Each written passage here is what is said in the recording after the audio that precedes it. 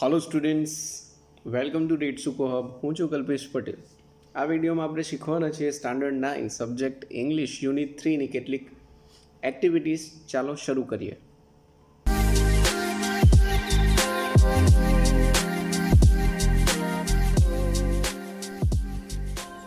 વિદ્યાર્થી મિત્રો, આપણે શરૂ કરીશું કોમ્પ્રિહેન્શન એક્ટિવિટીઝથી. કોમ્પ્રિહેન્શન એક્ટિવિટી નંબર 1 સૂચના પ્રમાણે છે make a mark the statements weather they are true or false. એટલે કે આ જે સ્ટેટમેન્ટ નીચે આપેલા છે એ આપણે ટ્રુ છે કે ફોલ્સ છે, એટલે કે સાચા છે કે ખોટા આપણે ડિસાઇડ કરીશું. બરાબર. પહેલું જે વાક્ય છે, Mohan લાઇક્ડ guitar when he was 10 years old. Mohan જ્યારે 10 વર્ષનો હતો ત્યારે એને ગિટાર ગમવા લાગ્યું. આ વિધાન છે એ ખોટું છે, ફોલ્સ છે. ફોલ્સ શા માટે? કારણ પણ જાણીશું. તો જ્યારે ગિટાર ક્યારે ગમવા માંડે છે, તો જર્મન લેડી એના ફેમિલીમાં મ્યુઝિક શીખવા માટે આવે છે ત્યારે પોતાની સાથે લઈને આવે છે ને ત્યારથી ગિટાર એને ગમે છે. સો અહીં આ સ્ટેટમેન્ટ ખોટું છે, આપણે ફોલ્સ ડિસાઇડ કરીશું. Second statement, Mohan's father did not approve his love for guitar. મોહનના ફાધર છે એ મોહનનો જે ગિટાર પ્રત્યેનો પ્રેમ છે એ અપ્રૂવ નથી કરતા. મેઇન ટેક્સ્ટને ફોલો કરીએ તો એમાં પણ એવું જ છે. આ સ્ટેટમેન્ટ સાચું ગણી શકાય, એટલે કે ટ્રુ સિલેક્ટ કરશું આપણે. Third statement, Mohan's brother, sister and nephew were praised in the gathering. In the gathering એટલે મેળાવડામાં બધા ભેગા થયા હોય ત્યારે મોહનના બ્રધર, સિસ્ટર અને નેફ્યુ જે બધા પરફોર્મ કરે છે એ બધાના વખાણ થાય છે. પ્રેઝ એટલે વખાણ કરવા યા તો થવા. વર્ડ પ્રેઝ એટલે વખાણ થયા. સ્ટેટમેન્ટ સાચું છે, બધાના જ વખાણ થાય છે મોહનને છોડીને. મોહનના પરફોર્મન્સની તારીફ કોઈ કરતું નથી, સામે નેગેટિવ રિમાર્ક કરે છે. આપણે જાણીએ છીએ, સ્ટોરી શીખી ગયા છે આપણે. આગળનું સેન્ટેન્સ લઈએ. According to one remark sitar has depth of sound. According to one એટલે એકના કહેવા પ્રમાણે, એટલે મોહનની ફેમિલીમાં જે રિમાર્ક કરનારા બધા વ્યક્તિઓ છે એમાંના એકનો રિમાર્ક એવો છે કે sitar has depth of sound.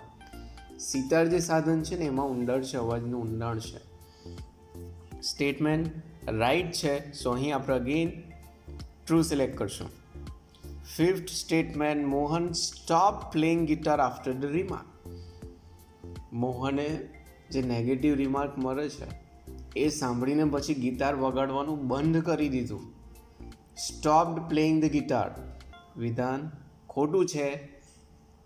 Negative remark મળ્યા બાદ તો એની મહેનત છે, એનું રિયાઝ છે, ડબલ કરી નાખે છે. અહીં વાત કરેલી છે વગાડવાનું બંધ કરી દે છે. સો અહીં આપણે ફોલ્સ સિલેક્ટ કરશું. આગળનું વાક્ય લઈએ. Mohan Veena is not invented by Pandit Vishwa Mohan Bhatt. Mohan Veena છે એ પંડિત વિશ્વમોહન ભટ્ટ દ્વારા ઇન્વેન્ટ કરવામાં આવ્યું નથી. વિધાન ખોટું છે, એમના દ્વારા જ આ મોહન વીણા બનાવવામાં આવ્યું છે. સો અહીં અગેન આપણે ફોલ્સ સિલેક્ટ કરશું. છેલ્લું statement, Mohan followed his hearts passion. મોહને એના જે દિલની ઈચ્છા હતી, એની જે ખ્વાહિશ હતી એને ફોલો કરી. એની અંદરની જે ઈચ્છા હતી એને અનુસરીને આગળ વધ્યો.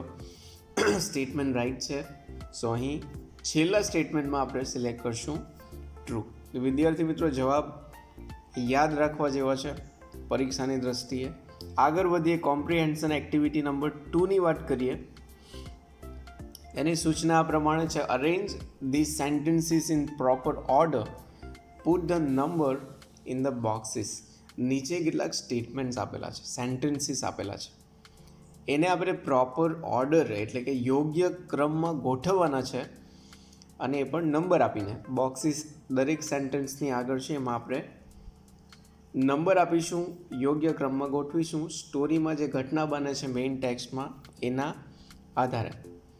જો આપણે બધા વાક્યોને સમજી લઈએ તો આ કરવું આપણા માટે સહેલું બનશે. સો આપણે બધા સેન્ટેન્સને એકવાર સમજી લઈએ. સમજવું તમારા માટે પણ સરળ હશે, બિકોઝ મેઇન ટેક્સ્ટ આપણે ઓલરેડી ભણી ગયા છે, એમાંના જ વાક્યો છે. ચાલો પહેલું જે વાક્ય છે એને સમજીએ. Mohan was depressed and cried. Mohan ખૂબ ઉદાસ થયો અને રડ્યો. સેકન્ડ સ્ટેટમેન્ટ છે he was attracted to guitar. ગિટારથી એ પ્રભાવિત થયો, એટ્રેક્ટ થયો. ત્રીજું વાક્ય આપેલું છે he decided to work hard and make the instrument his face. તેણે નક્કી કર્યું ખૂબ મહેનત કરવાનું અને આ જે ઇન્સ્ટ્રુમેન્ટ છે એને જ પોતાનું ફેસ બનાવવાનું ડિસાઇડ કર્યું. આગળનું વાક્ય છે he was not appreciated well in a family concert. Family કોન્સર્ટમાં તેને એપ્રિશિએટ કરવામાં આવ્યું નહીં. એપ્રિશિએટ એટલે વખાણ કરવા, એના પરફોર્મન્સના વખાણ કરવામાં આવ્યા નહીં. લાસ્ટ સ્ટેટમેન્ટ છે Mohan got a Grammy award. મોહનને ગ્રેમી એવોર્ડ મળ્યો. આ વાક્યો છે. હવે મેઇન ટેક્સ્ટને થોડું આપણે રિવાઇન્ડ કરીએ, યાદ કરીએ તો આપણને ડેફિનેટલી ખબર પડશે કે પહેલું શરૂઆતનું વાક્ય હશે જે બીજા ક્રમ ઉપર છે. He was attracted to guitar. એ ગિટાર તરફ આકર્ષાયો. એ આ જે બીજું સેન્ટેન્સ છે એને આપણે પહેલો રેન્ક આપીશું, ફર્સ્ટ નંબર આપીશું. ત્યારબાદ જે ચોથા નંબરનું વાક્ય છે he was not appreciated well in a family concert. આ વાક્ય આવશે, બીજો નંબર આપીશું. આના પછીનું વાક્ય તો હવે શોધવું સરળ બની ગયું, કારણ કે એપ્રિશિએટ એના યોગ્ય રિમાર્ક નથી થતા, જેના કારણે તે ઉદાસ થાય છે ને રડે છે આખી રાત. Mohan was depressed and cried. આ સેન્ટેન્સ જે શરૂઆતનું જ છે એને આપણે ત્રીજો નંબર આપીશું. ત્યારબાદ બે વાક્યો બાકી છે.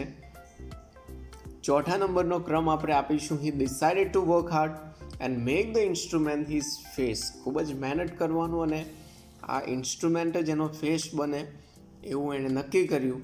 અને જે લાસ્ટ સેન્ટેન્સ છે જેને આપણે છેલ્લો જ નંબર આપીશું એટલે કે પાંચમો, Mohan got a Grammy award. મોહનને ગ્રેમી એવોર્ડ મળ્યો. સ્ટુડન્ટ્સ, હવે આપણે આગળ લઈશું લેંગ્વેજ પ્રેક્ટિસથી કેટલીક એક્ટિવિટીઝ. એમાં જે પહેલી છે language practice number 1, read the passage and observe the underline words. Passage આપેલો છે, વાંચીને સમજવાનો છે અને એમાંય ખાસ જે અંડરલાઇન કરેલા શબ્દો છે એ આપણે ખાસ ઓબ્ઝર્વ કરીને જે રીતે એનો ઉપયોગ થયો છે આપણે સમજવાનો છે. અહીં એક ગ્રામરનો ટોપિક, એક ફંક્શન અંડરલાઇન કરેલા શબ્દોમાં છે જેની આપણે ચર્ચા કરીશું. પહેલાં જે આ પેરેગ્રાફ છે એને આપણે સમજીશું. ચાલો શરૂ કરીએ. ફર્સ્ટ લાઇન છે 8 children were standing eagerly on the track to participate in the running event. Running event એટલે અહીં વાત કરેલી છે રનિંગ રેસ, દોડની સ્પર્ધાની વાત કરેલી છે કે જેમાં 8 ચિલ્ડ્રન એટલે કે 8 બાળકોએ પાર્ટિસિપેટ કર્યું છે અને જ્યાંથી દોડની શરૂઆત થવાની છે ત્યાં આ 8 બાળકો સ્ટેન્ડિંગ ઈગરલી, ઊભા રહેવાની ક્રિયા કરે છે. એ પણ ઈગરલી, અંડરલાઇન કરેલો વર્ડ છે. ઈગરલી એટલે કે આતુરતા પૂર્વક રાહ જોઈ રહ્યા છે કે ક્યારે રેસની શરૂઆત થાય અને દોડવા માંડે. બીજું વાક્ય છે with the sound of a toy pistol all the 8 girls started running swiftly.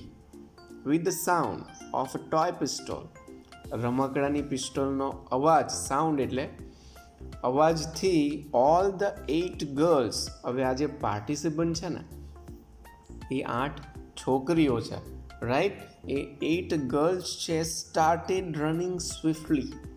Running એટલે દોડવાનું, સ્ટાર્ટેડ એટલે શરૂ કર્યું અને એ પણ અંડરલાઇન વર્ડ છે સ્વિફ્ટલી. સ્વિફ્ટલી એટલે ઝડપથી, યાદ રાખજો. ઝડપથી દોડવાનું શરૂ કર્યું, રેસ શરૂ થઈ ગઈ. 8 ગર્લ્સ છે, આ યાદ રાખીશું. આગળ વધીએ. આફ્ટર જસ્ટ 10 to 15 સ્ટેપ્સ એટલે કે દોડ શરૂ થઈ અને ફક્ત 10થી 15 ડગલા ભરાયા હશે પાર્ટિસિપન્ટ્સના. શું બન્યું? One of the girls suddenly slipped and fell down. આ 8 છોકરીઓ હતી એમાંની એક સ્લીપ થઈ ગઈ અને ફેલ ડાઉન, નીચે પડી ગઈ દોડતા દોડતા. When the other 7 girls heard this sound, બાકીની 7 છોકરીઓને એના પડવાનો જ્યારે અવાજ સંભળાયો, they stopped running. એ 7 છોકરીઓએ દોડવાનું બંધ કર્યું. stood for a while, થોડો સમય ત્યાં થંભી ગયા. and turned back, અને પાછા ફર્યા. એ 7 છોકરીઓ પેલી જે ગર્લ હતી બરાબર પડી ગયેલી એની નજીક પહોંચે છે. they all ran back anxiously to the place where the girl had fallen down. આ બધી છોકરીઓ ran back એટલે કે પાછી દોડવા માંડી, એ પણ anxiously. here the word anxiously means ચિંતા સાથે. એ 7 છોકરીઓના મોઢા ઉપર ચિંતા છે. પાછા ran back એટલે કે પરત ફરે છે to the place where the girl had fallen down, એ જગ્યાએ કે જ્યાં પેલી ગર્લ પડી ગયેલી. વન અમંગ ધેમ બેન્ટ, એમાંની એક છોકરી, બેન્ટ એટલે નમે છે, lifted and kissed the girl gently. એ 7 છોકરીઓમાંથી કોઈ એક છોકરી નમે છે, એને લિફ્ટેડ એટલે એને હળવેથી ઉચકે છે, એન્ડ કિસ્ડ એટલે કે વાલથી એના માથા ઉપર ચુંબન કરે છે, એને વાલ કરે છે, જેનાથી એને ખરાબ નહીં લાગે. All the 7 girls lifted carefully the girl. જે 7 છોકરીઓ હતી ને એ બધી ભેગી થઈ અને લિફ્ટેડ એને ઉચકી લીધી, તે પણ carefully. Here the underline word is carefully એટલે કે કાળજીપૂર્વક એને ઉચકી લીધી. કે જે ગર્લ પડી ગઈ હતી. 2 of them held the girl firmly. 7માંથી 2 છોકરીઓ તો એ ગર્લને ફર્મલી એટલે મજબૂતાઈથી, હેલ્ડ એટલે પકડી રાખી હતી. and all 7 of them joined hands together and walked together and reached the winning post. 7 છોકરીઓએ એકબીજાના હાથ પકડી લીધા, જોઈન્ટ કરી લીધા, એન્ડ વોક ટુગેધર અને સાથે જ બધી ચાલવા માંડી. And reach the winning post, અને સાથે એ 8 ગર્લ્સ એ વિનિંગ પોસ્ટ કે જ્યાં રેસ પૂરી થવાની હોય ત્યાં એક સાથે બધી ગર્લ્સ ગઈ. ઓફિશિયલ્સ વર શોક્ડ. જે અધિકારીઓ હતા એ બધા શોક્ડ એટલે આશ્ચર્યચકિત થઈ ગયા. Clapping of thousands of spectators fill the stadium. જે સ્ટેડિયમમાં જે જોનારાઓ હતા, સ્પેક્ટેટર્સ એટલે કે દર્શકો જે આ રેસ જોવા માટે આવ્યા હતા, થાઉઝન્ડ્સ ઓફ હજારોની સંખ્યામાં. ક્લેપિંગ એટલે આ દ્રશ્ય જોઈને બધા તાળીઓ પાડવા માંડ્યા. Many eyes were filled with tears. ઘણા બધાની આંખોમાં તો ટીયર્સ એટલે આંસુ આવી ગયા. એન્ડ પરહેપ્સ અને કદાચ it head reached even God. દરેકને ઈશ્વરની હાજરીનો અનુભવ થયો. દરેકને લાગ્યું કે અહીં ભગવાનની હાજરી હોય એવું લાગે છે આ ઘટના પરથી. Yes, this happen in Hyderabad. વિદ્યાર્થી મિત્રો, હવે ખાસ વાત એ છે કે આ જે ઘટના છે એ કાલ્પનિક નથી, સ્ટોરિકલ નથી. આપણને એક આ વાત જોતા સાંભળતા એવું લાગે કે કોઈ ફિલ્મનું દ્રશ્ય હોય, બટ આ સાચી ઘટના છે જે હૈદરાબાદમાં બની હતી. All the special girls had come to participate in this event and they were spastic children. વિદ્યાર્થી મિત્રો, આ જે 7 ગર્લ્સ હતી ને એ આ ઇવેન્ટમાં પાર્ટિસિપેટ, આ દોડની સ્પર્ધામાં ભાગ લેવા માટે આવી હતી. અને અચરજની વાત એ છે કે આ બધી જ ગર્લ સ્પેસ્ટિક એટલે શારીરિક રીતે સામાન્ય બાળકો કરતાં કંઈક અલગ હતી, ખોટ ખાપણવાળી હતી, કોઈકને કોઈક પ્રોબ્લેમ હોય એવી છોકરીઓ હતી.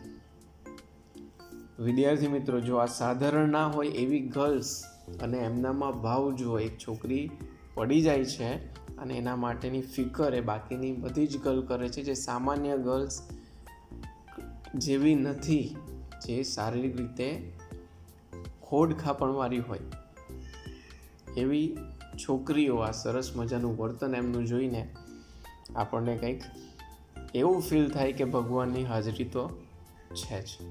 વિદ્યાર્થી મિત્રો, જે અહીં અંડરલાઇન કરેલા શબ્દો છે ને એને ખાસ આપણે સમજવાના છે. ફરી એકવાર,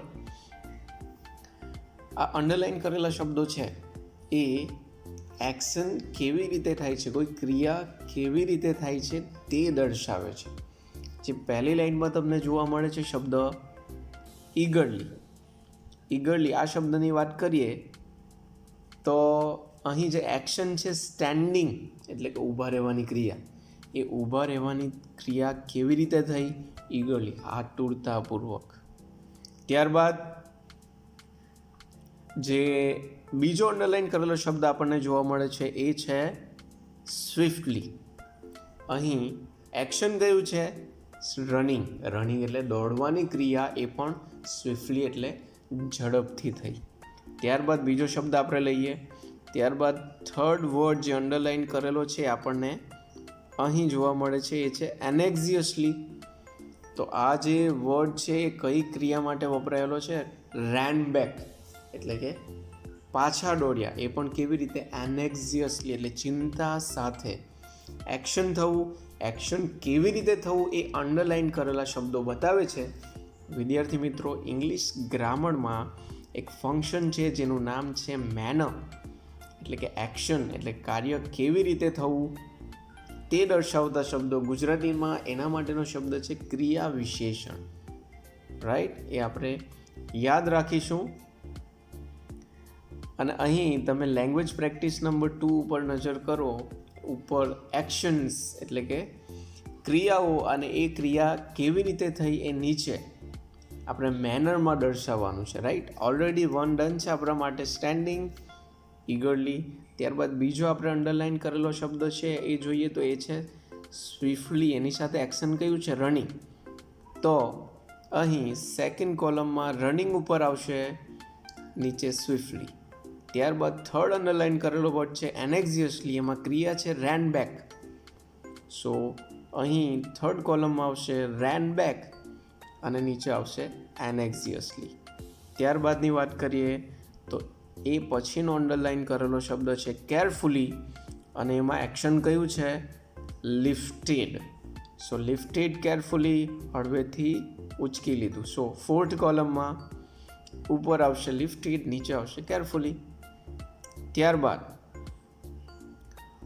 નો શબ્દ છે જેન્ટલી, અને એમાં બે એક્શન છે lifted and kissed. So fifth કોલમમાં ઉપર એક્શનમાં આવશે લિફ્ટેડ એન્ડ કિસ્ડ અને નીચે આવશે જેન્ટલી એટલે હળવેથી. ત્યારબાદ છેલ્લો અંડરલાઇન કરેલો શબ્દ છે ફર્મલી. એના માટેનો એક્શન છે હેલ્ડ એટલે કે પકડવું. હેલ્ડ અને નીચે આવશે ફર્મલી. એક્શન અને એની સાથે એનું મેનર. સ્ટુડન્ટ સેન્ટેન્સની અંદર કોઈ એક્શન હોય, એ એક્શન કેવી રીતે થયું એ દર્શાવતા શબ્દોને મેનર કહેવાય. સો ખાસ એ યાદ રાખશો. આપણે 4 એક્ટિવિટી શીખી ગયા: comprehension 1, 2 and language practice 1 and 2. અહીં આપણે વિડીયો પૂરો કરીએ છીએ. મળીએ આવતા વિડીયોમાં.